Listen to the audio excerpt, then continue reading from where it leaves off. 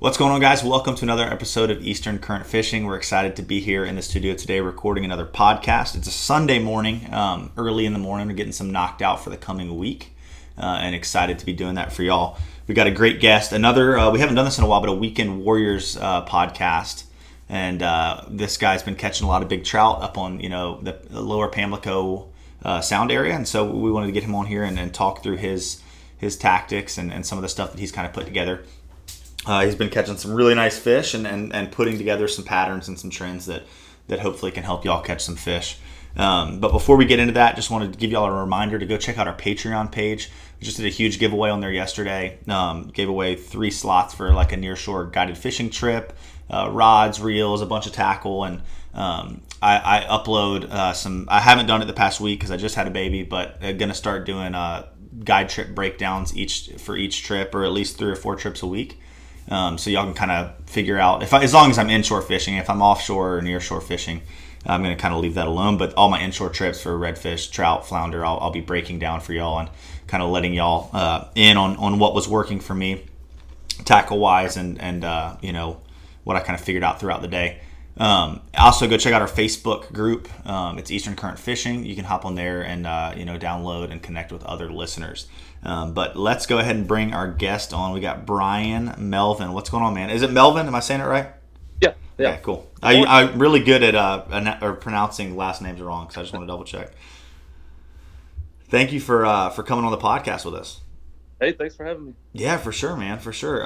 Your brother had reached out, and he turned me on to you. He was like, hey, you need to have my brother on. We all love catching big trout, but he's kind of figured it out more so than the rest of us. And I was already thinking, like, God, I need to find some more Weekend Warrior, guys to bring on that have, normal jobs, but still get out there and get it done on the weekends or after work.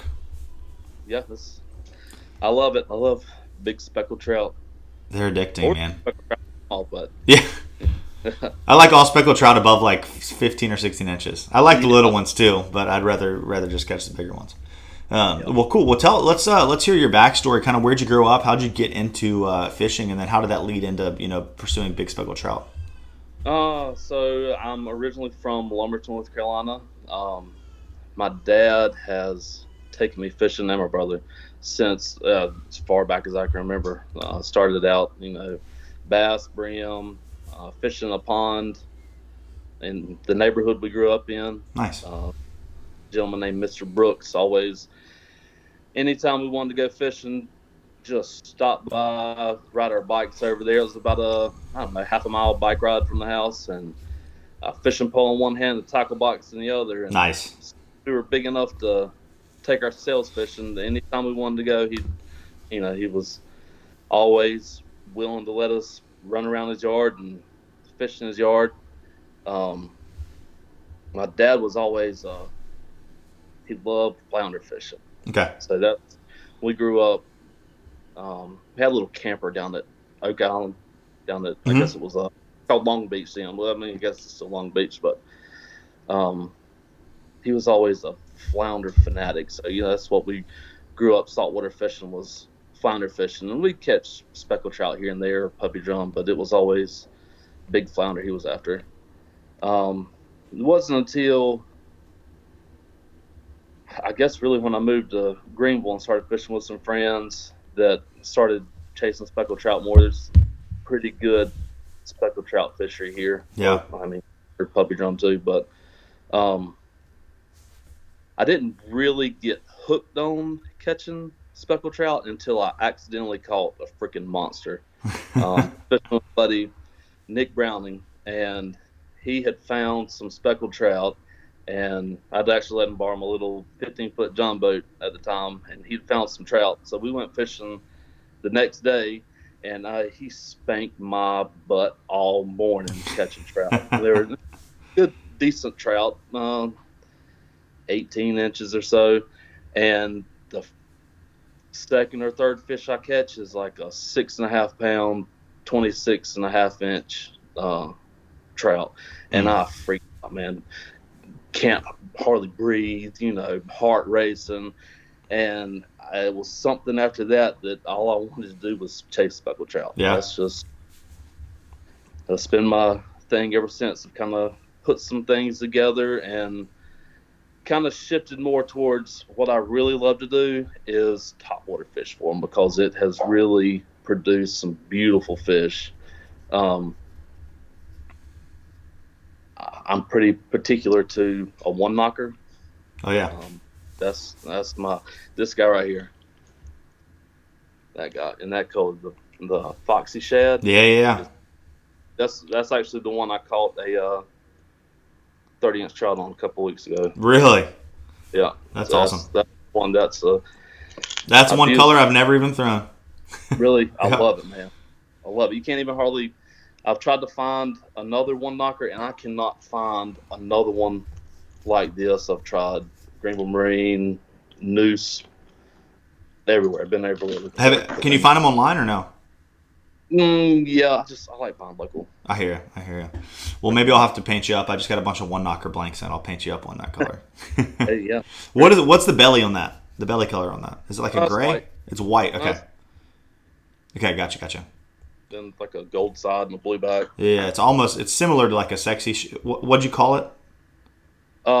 Foxy shad. Foxy shad. It kind of looks like Yeah, that sexy shad a little bit. The blue. shad's more of got like a chrome finish to it. Yep. Well, So I sweet. mean, that probably my better half actually just bought me one. I haven't had the chance to use it yet, so Nice. we'll So see. tell me, what did that first big fish you caught, that first big speckled trout that got you hooked, what did that fish eat? A electric chicken. I think it's called a provoker by. Oh man, Yeah, you might want Mirror. to find out before you just type in provoker on Google to try to find it. Mirror makes it. Is it a hard bait? Yeah, no, it's a soft It's bait. a soft bait. Okay, Yeah, cool. Just rigged on a jig head, or are you fishing under a cork or yeah, anything like that? Nice, 4 ounce kid. cool. Now I mean, nailed it. He Or she nailed it. nailed it. You Yeah. knew she was big right off the bat. Oh, Yeah, yeah. I thought it was a drum until I saw her come by the boat, and it was it's yeah, crazy, man. The way those big fish eat, they're confusing at first because you're like, is this a really big trout? Is it a drum? But so many yep, times like a drum, you set into it and they start moving pretty quick. I feel like a lot of times you set into those big trout and they kind of just hold in one spot for a second. yeah. That's Yeah, this one. As soon as I set the hook, I mean, peeled offline. really. She made yeah. Which the most of the other ones I've caught are just like you say. As soon as you stick them, it's like what they don't move much until they Right. figure out what's on them. Yeah, exactly.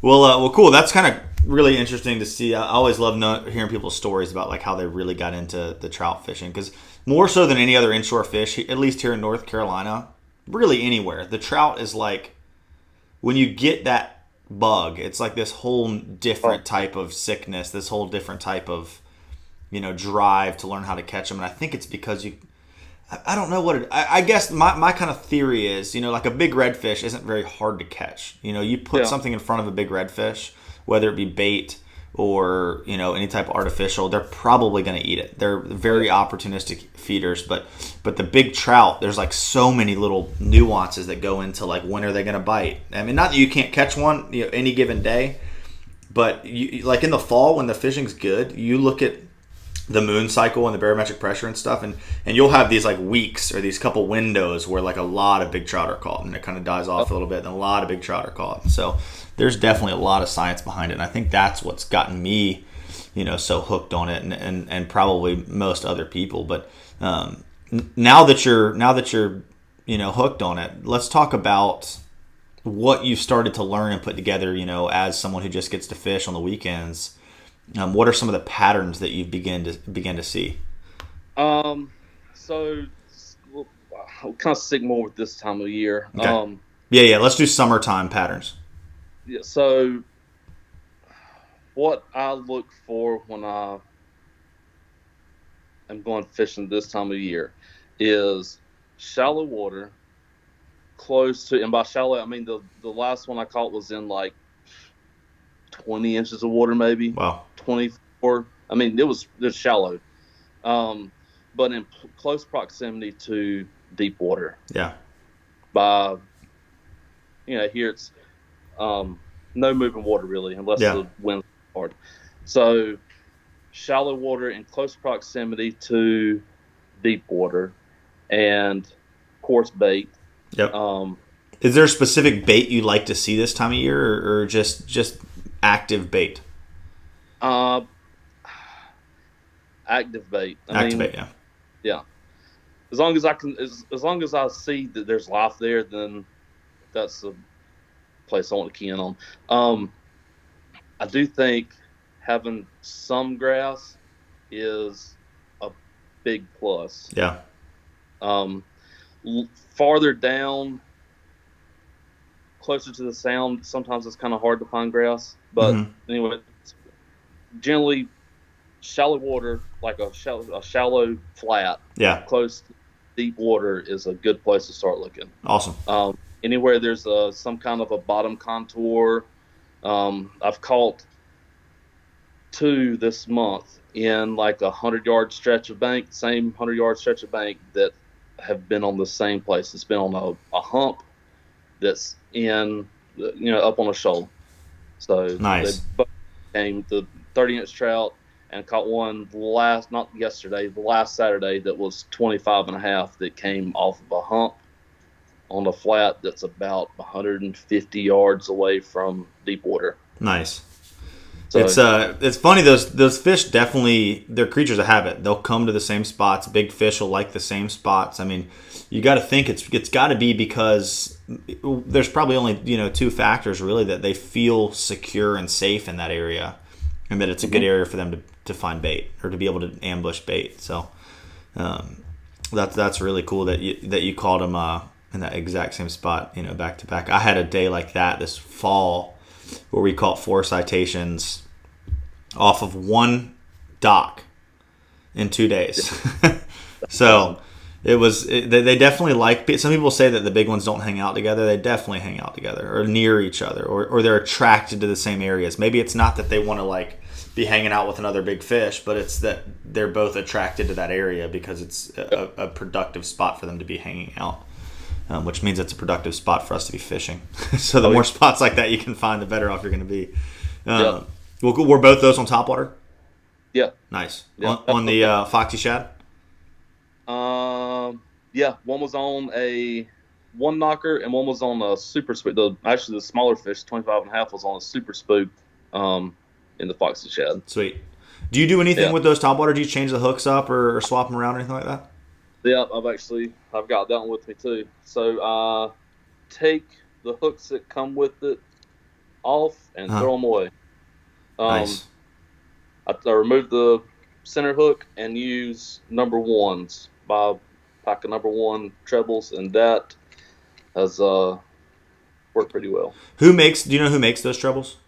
These are actually Eagle Claws. Eagle Claws. Okay, sweet. Because I've noticed too, like when I started painting plugs and putting hooks on them, like different hook manufacturers' sizes are different. Like some number ones from one manufacturer might be too big for that bait, as where some other number ones might be too small. So those Eagle Claws are strong hooks too, but they're real sticky as well.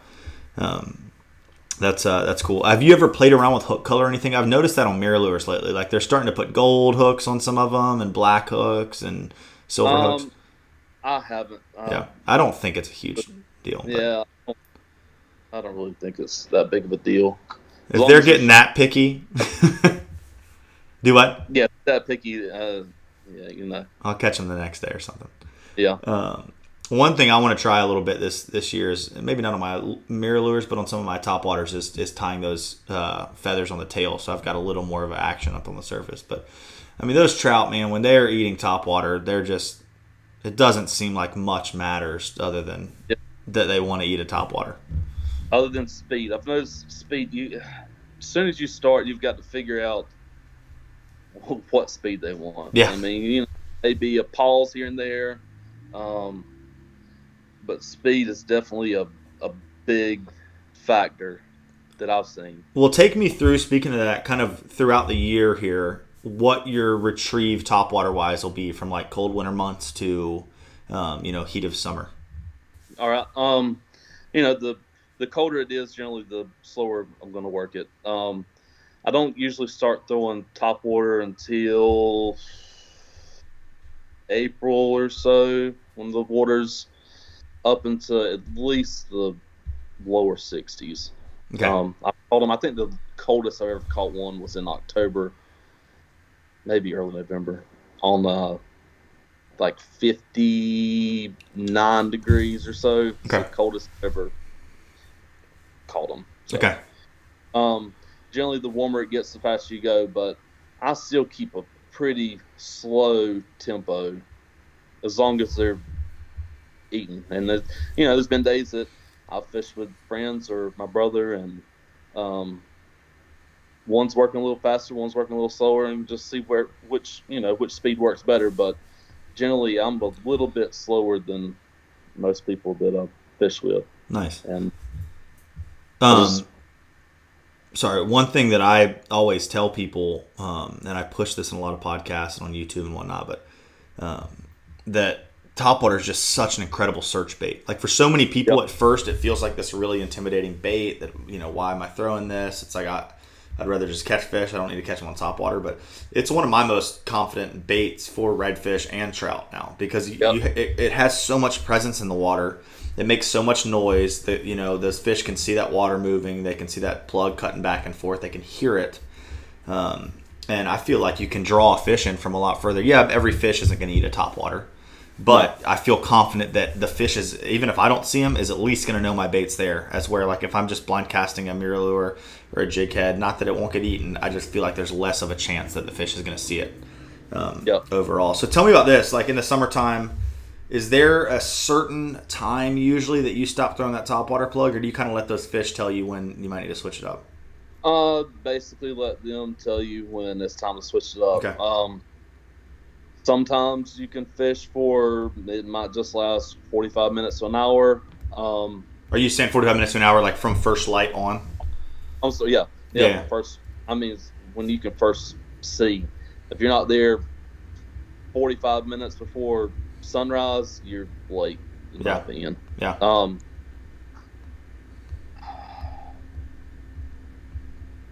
But yeah, fish, generally until they quit eating it. Yeah. I mean, sometimes they'll still strike at it, and I've caught some.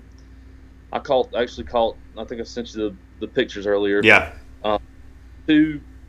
One was 26, one was 26 and a half in about 10 15 minutes apart from each other, and it was actually, the sun was high, like 2.5 hours after sunrise. So it was a beautiful bluebird day. The more cloud cover you have, generally the longer you can fish them, and the same works in the afternoon too. The sun starts getting a little bit lower, then I'll start fishing topwater more. Yeah, I think a lot of this is my theory, is like when it's bright sun, they don't have to sit right on up high in the water column to see what's on the surface. Yeah. They can sit down below, and they're feeding a lot more down there because they can see better. But if they're hungry fish and it's cloudy, they're probably going to elevate a little bit to get some more sunlight to be able to see well. And that's just a theory. There's no way that I can prove that, but it feels like that's kind of what's happening in those cloudier conditions. I have a buddy, Ryan Christofferson. I've had him on the podcast before, and we were fishing New River late last summer. This was like before the trout started migrating back down south from the Chesapeake Bay and the Pamlico and all that. And he just is notorious for like picking that topwater up every 10 minutes and throwing it for 10 minutes and then putting it back down. And it was like 1:30, bright sun, sweating hot, and just got smoked by, it ended up being like a 7.5 pound trout in like middle of the day, bright sun. And I'm like, of course we threw topwater for the rest of the day and didn't have like another, not even sniff on it. But it's like, it pays off to keep fishing that bait. Yep. It was a big full size spook, 3 hooks. But he does what you do, takes the middle hook off and jumps it up to a number 1. But that's a great bait. So tell me this though: if you're out and you feel like topwater's not working, actually, here's another question I wanted to go over first before we go into that. Do you feel like you have specific spots you're going to, or are you kind of picking a creek and going in there and kind of working some banks that look like they're alive, or kind of tell me a little bit about that? Usually, if the wind's not blowing hard, I'm kind of a creature of habit. Yeah. I've got a few few places that I've caught big fish that keep going back to. If the wind's blowing hard and I have to go somewhere else, and I'm gonna go somewhere that's out of the wind Yeah. and start looking for bait and looking for shallow water in close proximity to deep water. Yeah.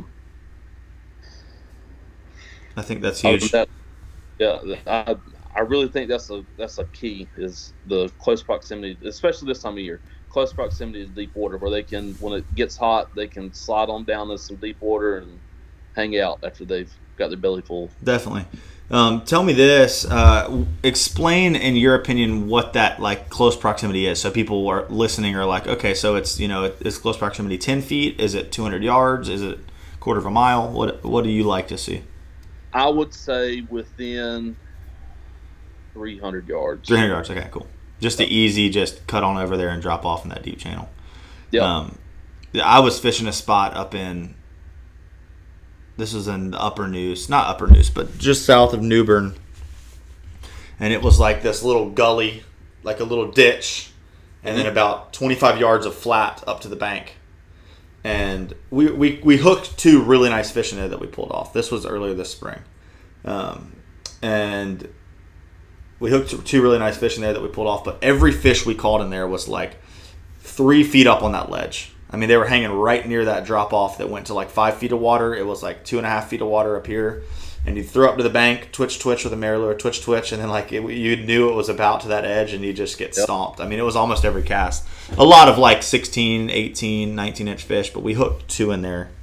It really is always the big ones that get away, at least for me. It sounds like you get them, but I don't.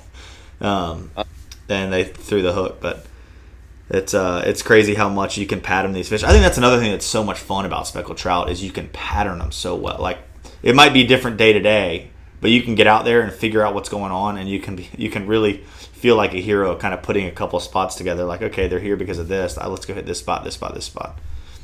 Yep. I think another thing that I love about it is, when you have it dialed in, it's great, but it's not like that every time. No. I mean, you can throw your tackle box at them, and I mean, some days they just can't figure them out. Right. At least for me. I mean, it's, especially only being able to fish, once or twice a week. It's hard to consistently stay on them. So for sure, it's I don't know how you do it. I feel like fishing every day is sometimes not enough to stay on top of the fish. But it kind of sucks that they have tails and they can move around, but it's also nice. Keeps you on your toes. All right, so if you're not throwing a topwater, what are some of your other confidence baits, like things that you're going to throw that you feel really comfortable throwing in the summer? And where do you like to throw those? Is it the same areas or different areas? Yeah, generally the same areas. Not targeting big fish. Popping cork is deadly. Yeah. I do love a Marylure. Yazuri makes 3D. 3DS? You like the shrimp or the minnow better? The minnow, okay. I love it. Yeah. I've not fished a shrimp, but that little minnow's deadly. And they crank that thing, dude. When they eat it, it's like, it's gone. Yeah, they're eating it. They really do. I just made that word up for fishing, crank it. I've never even said that before, but I mean they eat it really, really hard. They crank it. I'm gonna have to start using that. That 3DS minnow is solid. Do you have a color that you like to fish in that bait? Gold or either. There's I don't know what the name of it is, but it's got it looks really natural. It's got kind of looks like a glass minnow, but kind of more brown. Yeah. I know the exact one you're talking about. I don't know the name of them either. There's so many baits with trout fishing to try to keep up with, and color names and everything. So just remembering that it's a 3DS minnow is about all I can do. Do you swap the hooks out on those when you get them? Not on that one. No. Not on that one. Okay. I have played around with it. Some of my buddies here that fish them a lot like to swap them out to a slightly bigger hook. The hooks are little. I wouldn't put a hook on it. They're tiny hooks. They are small hooks. What was the next thing I wanted to ask you about? Let's talk about your rod and reel setup as far as what you like to throw, and does that vary between the baits that you're using, or is it kind of just one rod? Yes. Generally, when I'm fishing topwater, at least especially with the bigger baits, I always use a bait caster. I love using a bait caster. I can make long casts, which I think is also very important to catching, especially bigger trout, is to make as long of a cast as you can to get it away from the boat. He's a 7-foot TFO medium weight. Okay. And then like a loose inshore bait caster.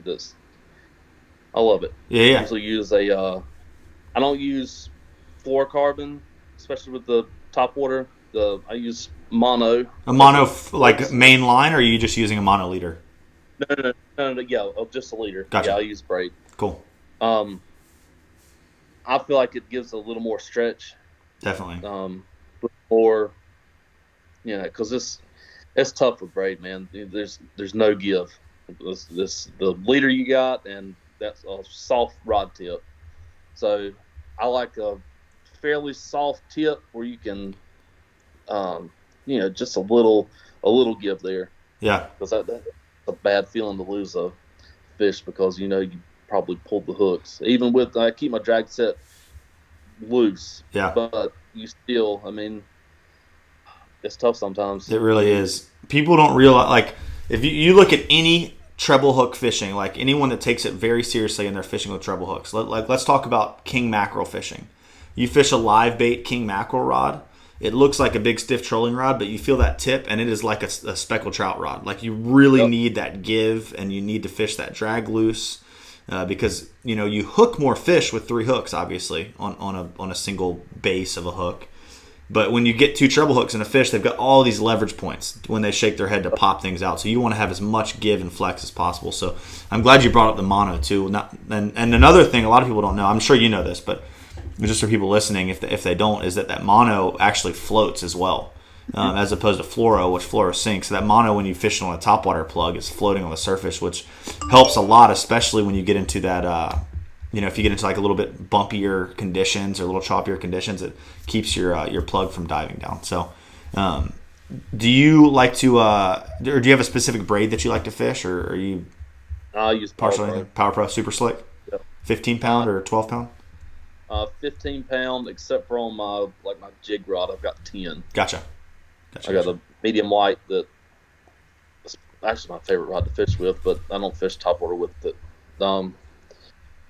But yeah, I got a little medium light St. Croix that's rigged with 10-pound. That's for light jigs and mirror lures and stuff like that.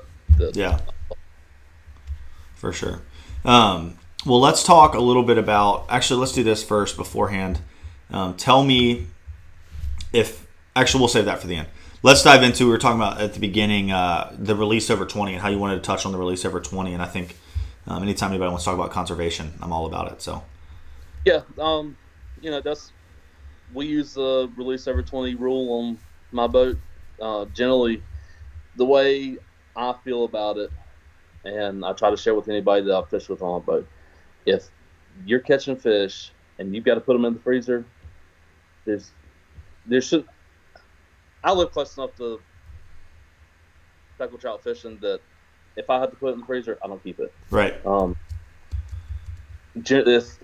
Usually we'll keep 1 or 2 fish unless they're deep hooked. You got deep hook fish or they're not very healthy, then by all means keep them. Don't throw back a dead fish. But I think it's very important to let those big fish go and let them spawn. Even if we've all heard the argument that my netter's going to get them or whatever. That's another subject, but you've done your part, right? That's all we can do. That's huge, man, and that's an argument that needs to be made, is the fact that at least that fish has made it through its first trial. You know what I mean? Yep. You've caught him, you've let him go. That's a huge milestone for that fish and surviving. And yeah, maybe a netter will kill him, but there's a better chance that it will spawn if you let him go. Yep. There's no chance if you keep him. Better chance if you let him go. Yep. And I've had people bring up, like, what about males? Like, can you keep males over 20 inches? And I definitely think that it is less important to release males over 20 inches. But it's still a big fish. It's probably going to be a more aggressive spawning fish, and so why not let that fish go as well? Yep. And the only real way to tell is if they're croaking. So if they're not croaking, they're definitely a female. You can't look down there and see their little male parts and be like, oh, that's a male speckled trout. It's not how it works. But that's cool, man. I'm stoked to hear that y'all are doing the release over 20 on your boat, and it's just a good education tool.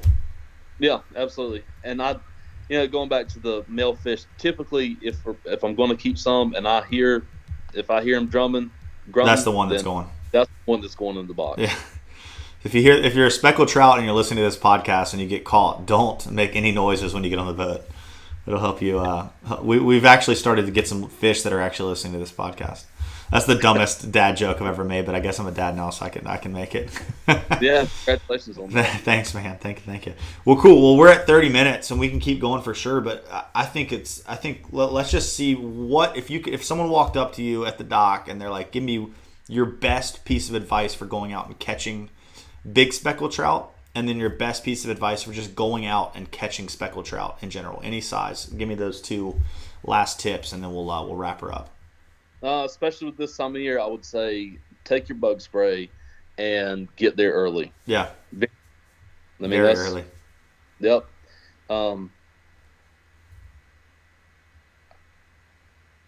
If you know they're in the area, that's yeah. Beat it up. Stick to it. Yep.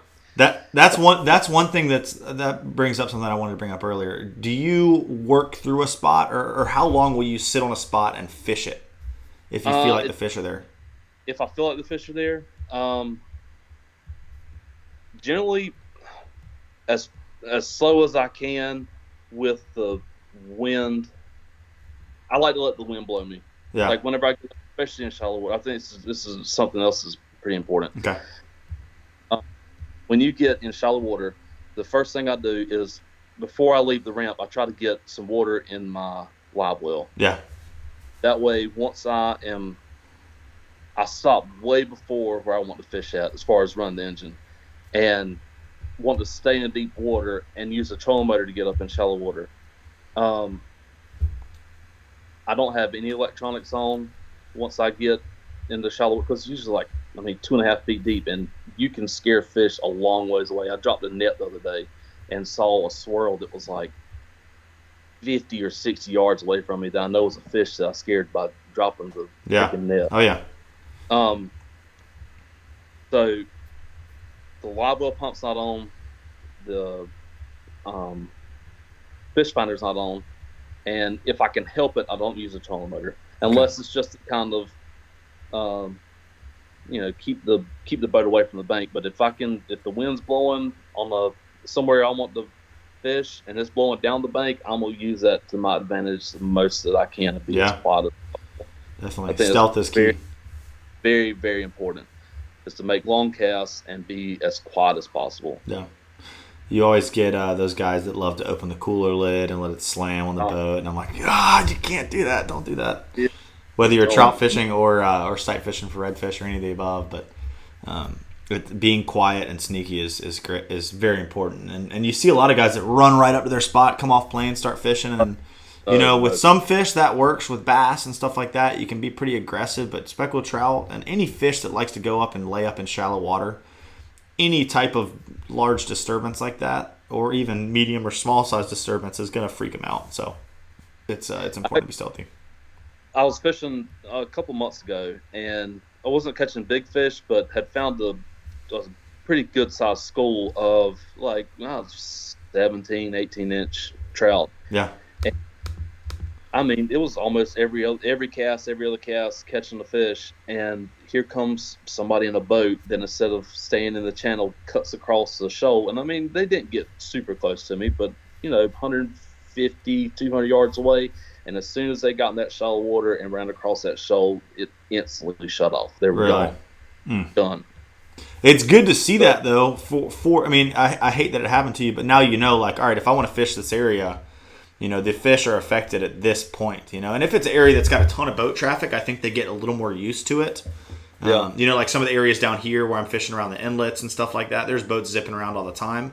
But when I'm in that calm, no current water, like that you fish, whenever I'm fishing New River up on the Pamlico, it's way more of you need to sneak around or you can really shut a bite down. So I think the current is one of the big things that keeps them a little more comfortable to noise and whatnot. If you got heavy current around inlets, they're just used to that traffic a little bit more than if they're out on those big open flats. So you hear guys in Texas, or I see posts all the time from guys in Texas getting so pissed off that somebody's running down the same flat that they're on, and I would too. It's super frustrating if it shuts your bite down. So, well, cool, man. Well, is there anything else you want to touch on before we close this one out? That's about it. Well, sweet, man. Well, thank you so much for coming on. We'll have to get together and do some fishing sometime. Yeah, man. Come see us.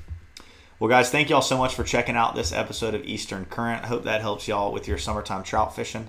We're going to dive back into some red fishing episodes after this, but we've had a lot of questions about summertime trout fishing. Where do the trout go? What do they do? How do I catch them?